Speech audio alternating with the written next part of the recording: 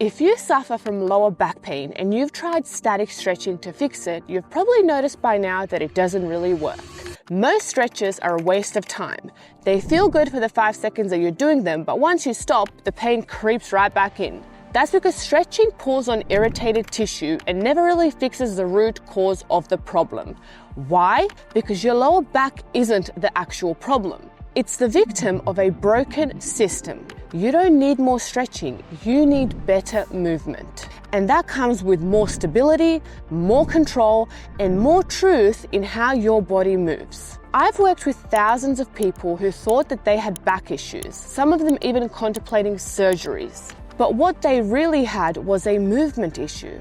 So in this video, I'm going to show you 3 powerful and simple exercises that you can use to rebuild your foundation. They only take 5 minutes a day, but the relief, that's going to stick with you for a long time. So let's start with why you're experiencing back pain in the first place. Most people think their back hurts because something's wrong with the back itself. But as with any pain, injury, or discomfort, the root cause is usually stemming from somewhere else in your body. And when it comes to the lower back, that usually results because the spine is doing way too much and more than it should, because the rest of the body is not operating as it needs to. So here's what usually happens. Your hip flexors are weak and tight, usually from sitting too much and keeping them in a chronically flexed position. Your glutes aren't firing properly, which usually means they are weak in extension. And your posture is all kinds of wrong, with some of us resembling weathered prawns, while the rest of us look like we're on a night out in the club practicing some twerking. So all these issues combined lead to mechanical problems, movement problems, compensations throughout your body, and eventually chronic back pain that you sometimes struggle to deal with. That changes the position of your spine, and suddenly your lower back is under constant pressure just from standing or walking around. And then add to that the fact that most people never train their spine to actually move. You go through your day-to-day life barely rotating, barely bending, barely extending, barely flexing. Then you hit the gym and you move in clean, straight lines. Your squats, your deadlifts, your machines, all sagittal, all robotic. But your spine was built to rotate, flex, extend, side bend. It wants complexity, it wants variety, it wants confidence in movement. So when you don't give it that, it stiffens, it braces, and eventually it starts to hurt. If you're not training complex ranges, if your hips are stiff, your core isn't stabilizing properly, and your spine never learns how to bend with control, your back will start to take on loads it was never meant to handle. It's not about pain tolerance, it's about load management. And most spines are just overloaded by dysfunction elsewhere. People often assume that tightness equals a need for stretching, when in actual fact, tightness is mostly the result of weakness and instability, and stretching a weak muscle will only lead to more injuries and dysfunctions. While there is a time and a place for stretching, what we need to do is strengthen. So let me show you 3 simple moves that will help you get immediate relief. So exercise number 1, you're going to get into a long lunge. I call this the lizard rotation. From this position, you're going to place both hands next to your foot, and you're just going to give it a nice little stretch out there. Then you're going to take the outside hand, you're going to thread it through. So try to go as far as you can, and then twist to the opposite side. And you're going to hear all kinds of cracking and popping noises here, which is exactly what we like. And you're going to move through it.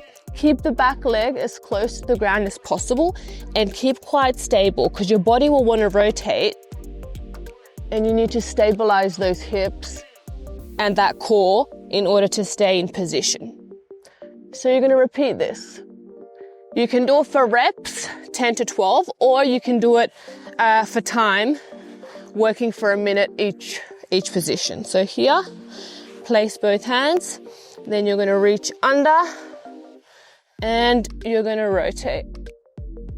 And you're always going to find that one side is stronger than the other, so make sure that you always work the weaker side and match the stronger side to it. Exercise number 2, we're going to work the spinal flexion. So You're going to stand. If you don't have a lot of mobility at this time, you're just going to use your body weight. If you're good with flexing your spine, then you're going to add load, because that load will help you both get stronger and get deeper in the position. So you're going to take your barbell, your stick, or just body weight, and you're going to flex as far as you can. And once you've reached that bottom position, you're going to bounce to either side. Okay, so I lift a bit and I bounce. I'm doing this slowly to demonstrate, but I want you to eventually get to a place where you're bouncing more dynamically. So you're gonna do a couple bounces and then you're gonna flex back up through that Jefferson curl to standing. So imagine if I was standing in a box right now. I've got my dumbbell, my barbell, my kettlebell, whatever I'm using. It's gonna pull me down into a really deep Jefferson curl, right? So my hands will be past my legs, and then I'm gonna bounce with control. Okay, so we're rotating, we're flexing, we're dynamically moving, we're building resilience and robustness in that spine. So you can do that for reps, 5 to 7, or as I said, work for time, do a minute.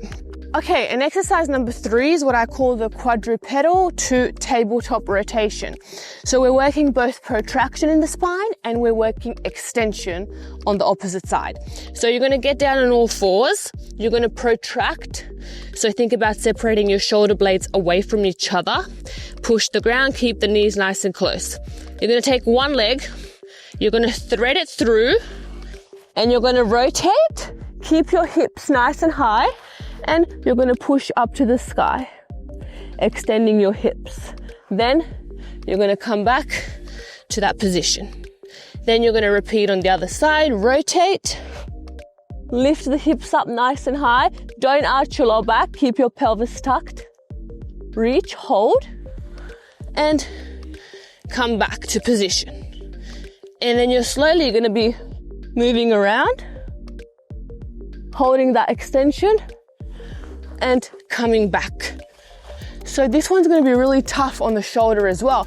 And we know that oftentimes back pain can even stem from the shoulder.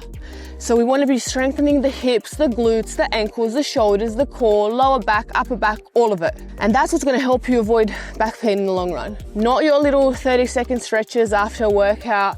That's passive, that's not building strength. So don't be afraid of movement, utilize it, get stronger, get more resilient over time, and your back pain will disappear. That I promise you. These 3 movements do more than just stretch. They retrain your body to work as a system. We're creating space in the hips, control in the spine, stability through the core, and confidence in your body and in movement. Your back doesn't want babying. It wants support. It wants to feel safe again. It wants to build strength, robustness, and resilience. When your body moves the way that it's designed to, pain doesn't have much of a place to live. Try these exercises today, just 1 round, 5 minutes. See how your body responds, not just in your back, but how you move, stand, breathe, and recover.